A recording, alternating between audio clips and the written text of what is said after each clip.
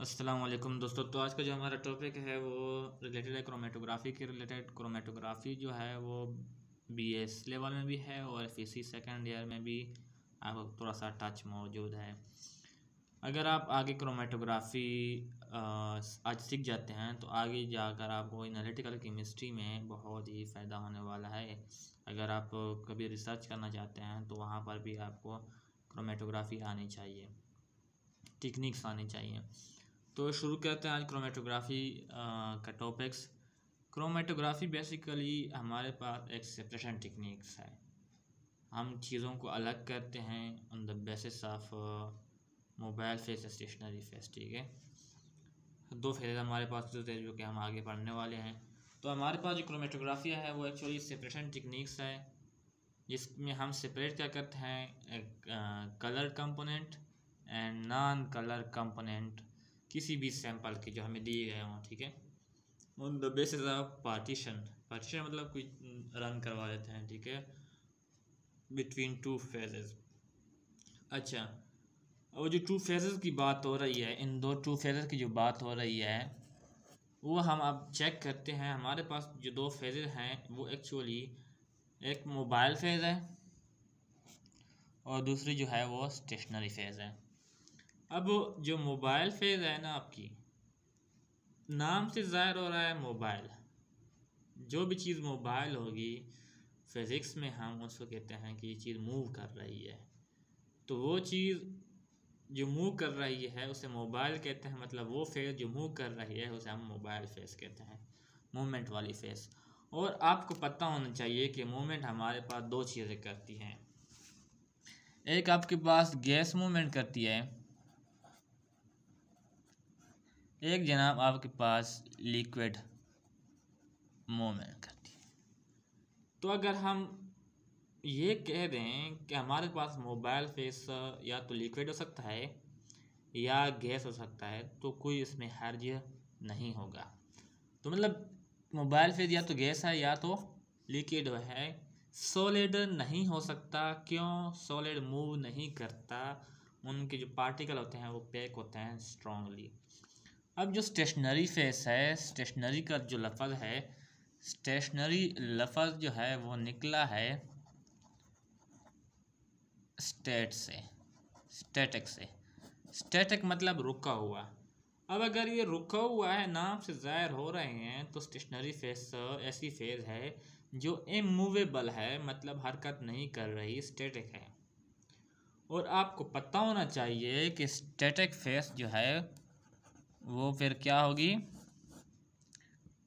या तो आपके पास सॉलिड है, या तो आपके पास सॉलिड है, अब मैं नाम बता रहा हूँ, या सॉलिड है या आपके पास लिक्विड है, या आपके पास लिक्विड है। अब आप कहेंगे कि लिक्विड तो आपने ऊपर कहा कि मूव कर सकता है, लिक्विड मूव कर सकता है, ये पॉइंट ज़हन में रख लीजिए कि आगे ऊपर हमने बोला कि मोबाइल फेस जो है वो दो हो सकते हैं, या तो गैस हो सकती है, लिक्विड हो सकती है, सॉलिड नहीं हो सकती, क्योंकि सॉलिड जो है वो क्या होती है, स्टैटिक होती है, मूवमेंट नहीं करती। नीचे हम स्टेशनरी फेस में लिक्विड को भी ले रहे हैं, ये तो बात गलत हो गई।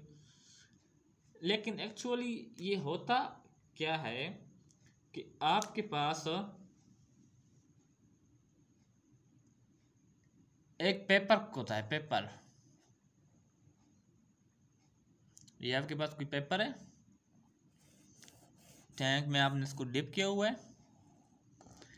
ये जो पेपर है ना, एक सेलुलोज का बना हुआ है। ठीक है, इन सेलुलोज के जो पार्टिकल है इनके बीच में वाटर के मॉलिक्यूल एंट्रैप्ट होते हैं। याद रखिए, आपके पास एक सेलुलोज का पेपर है, सेलुलोज का पेपर आपने लिया। अब सेलुलोज का जो पेपर है ना, सपोज करें मैं आपको इसे वादे करके कर देता हूँ, इनके बीच में जो है वाटर के मॉलिक्यूल एंट्रैप्ट होते हैं, फंसे हुए होते हैं। एंट्रैप्ट का सिंपल मतलब क्या है, फंसे हुए होना। ये देखें, मतलब कि है तो लिक्विड, है तो लिक्विड लेकिन मूव नहीं कर सकता, है तो लिक्विड लेकिन मूवमेंट नहीं कर सकता। ये जो वाटर के मॉलिक्यूल हैं ये नो मूवमेंट शो करते हैं, इसलिए हम कहते हैं कि स्टेशनरी फेस आपके पास लिक्विड भी हो सकती है।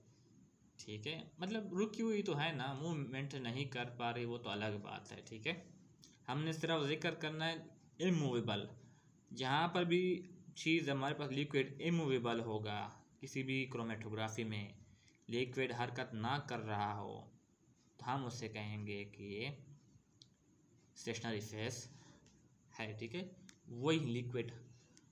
अब लिक्विड कहाँ इस्तेमाल होता है स्टेशनरी फेस में, और सॉलिड कहाँ इस्तेमाल होता है, वो आगे चलकर पढ़ेंगे। हमारे साथ टच रहिएगा तो आप इंशाल्लाह सारा कुछ जान पाएंगे क्रोमेटोग्राफी के रिलेटेड। अब हमने बोला कि मोबाइल फेस जो है, on the basis of mobile face chromatography जो है या तो लिक्विड हो सकती है या गैस हो सकती है। तो हम इसको कह सकते हैं कि एल क्रोमेटोग्राफी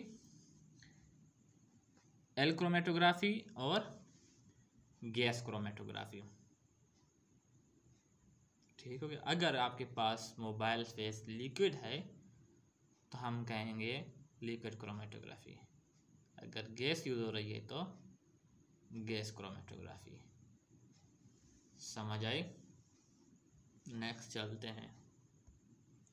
अब बात करते हैं कि स्टेशनरी फेस के रिलेटेड, मोबाइल फेस के बारे में हमने बात कर ली, स्टेशनरी फेस के रिलेटेड यहाँ पर लिखा हुआ है कि if stationary phase is solid like CaCO3 calcium carbonate, चूने का पत्थर होता है। अगर आपके पास स्टेशनरी फेस क्या है, सॉलिड है, सॉलिड यूज़ हो रहा है, तो ऐसी क्रोमेटोग्राफी जो है वो एब्जॉर्प्शन क्रोमेटोग्राफी में आएगी। याद रखिएगा, अगर स्टेशनरी फेस सॉलिड होगा तो वो एब्जॉर्प्शन क्रोमेटोग्राफी होगी।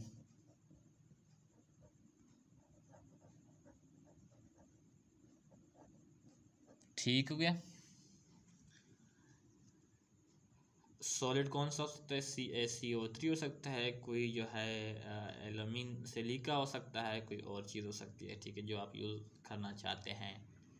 अगर आपके पास स्टेशनरी फेस लिक्विड यूज़ हो रहा है, H2O, जैसे कि पेपर क्रोमेटोग्राफी में था, मैंने आपको बता दिया पहले भी। ठीक है, हमने जब बेसिस ऑफ मोबाइल फेस पढ़ी, ठीक है, तो उसमें पेपर क्रोमेटोग्राफी जो है हम उसको कहेंगे, मतलब कि स्टेशनरी फेस लिक्विड यूज़ हो रहा है तो हम पेपर क्रोमेटोग्राफी बोलेंगे। ठीक है, और मैंने आपको तरीका बता दिया कि कैसे होता है लिक्विड स्टेशनरी फेस में, किस तरह हम यूज़ करते हैं, और मतलब कहाँ पर होता है, कैसे होता है, कैसे नहीं मूवमेंट नहीं करता। तो हाँ, सारा कुछ हमने पीछे पढ़ लिया है, यहाँ तक बात समझ आनी चाहिए। अब अगर हम बात करते हैं मेकनिज़म की, तो देखिए, अगर आप स्टेशनरी फेस यूज़ कर रहे हैं सॉलिड, तो मैकेनिज़्म होगा एब्जॉर्प्शन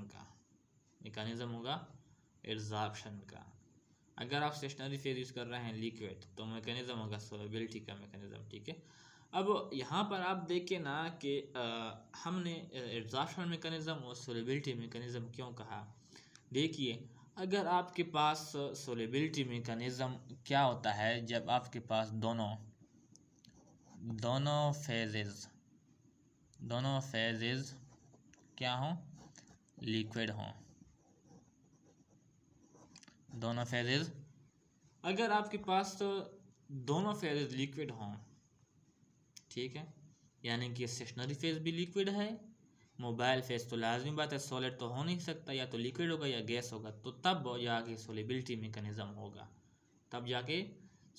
मैकेनिज़्म होगा। देखिए, अगर स्टेशनरी फेज सॉलिड नहीं बल्कि लिक्विड है, स्टेशनरी फेज लिक्विड है, तो हम कह रहे हैं कि सोलेबिलिटी मैकेनिज़्म होता है। तो क्या हम ये नहीं कह सकते कि पेपर क्रोमेटोग्राफी में मैकेनिज़्म कौन सा होता है, सोलेबिलिटी का मैकेनिज़्म होता है। क्यों?